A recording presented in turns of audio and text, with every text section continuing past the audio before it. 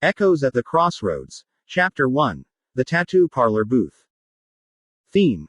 As Christianity Anti-Creativity and Self-Identity. Unbeliever. Nova, a gifted tattoo artist with a strong personality, covered in ink and questions. Setting. A buzzing tattoo studio in a downtown alley. The studio walls were plastered with bold designs: dragons, angels, skulls, crosses. Fluorescent lights cast a cool blue over the inky workspace, and the smell of antiseptic mixed with metal and art. Daniel walked in, a little out of place in his button-down shirt, but not unwelcome. Nova looked up from her sketchpad, one side of her head shaved and dyed violet. Her arms were a canvas of symbols, some sacred, some rebellious. "You're early," she said, brushing a curl from her eye. "Most people hesitate before walking into a place like this." "I've walked into harder rooms," Daniel said with a grin. "Besides, I like art." She gave a skeptical smile. "Sure you do." As she prepped the bench and gloves, she nodded toward the Bible peeking from Daniel's bag. "So what is it? A cross? A lion? Hebrew letters?" "None of those. I'm not getting a tattoo," he said, gently. "You invited me to talk.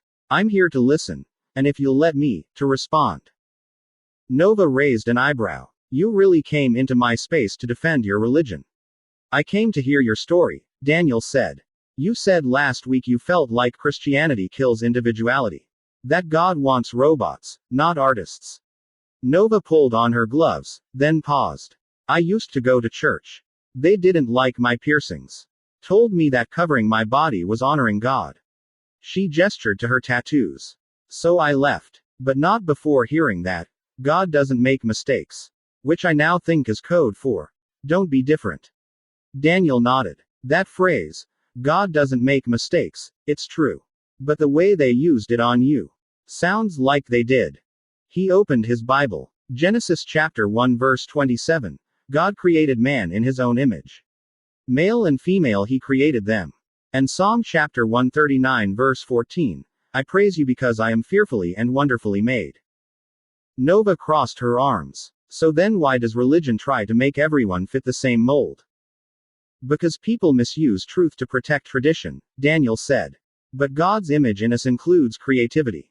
He's the first artist. He painted galaxies and shaped souls. He pointed to her wall of sketches. You express truth through color, through lines and symbols. God did the same. Through stars, stories, and people. Ephesians chapter 2 verse 10 says we are His workmanship. The Greek word is poema. Like poetry. Nova blinked. You're saying we're art. I'm saying you are His art, Daniel replied. And your desire to create, to express beauty, that's part of His fingerprint on your life. She sat on the stool now, less defensive. But what about identity? The church tells people to die to themselves. That sounds like erasing who we are. Daniel nodded slowly. Yes, Jesus says in Luke chapter 9 verse 23, deny yourself, take up your cross, and follow me. But it's not about erasing identity, it's about redeeming it. Nova tilted her head. What's the difference? Imagine a painting stained and torn, Daniel said. Still beautiful underneath, but damaged. The artist doesn't throw it away, he restores it. That's what Jesus does with us. He doesn't erase who we are, he makes us whole. He paused. The real you isn't what sin distorts or what the world demands. It's who God designed you to be, fully alive in Him. Nova leaned back. I've never heard it said like that. The God I met in church was obsessed with rules and appearances. Daniel sighed. So many people meet religion before they meet Jesus. And religion without Christ is just behavior control. She glanced at her latest design, a phoenix rising from fire. So if I'm made in God's image, He's not offended by my art. Daniel smiled. He's not offended by your ink.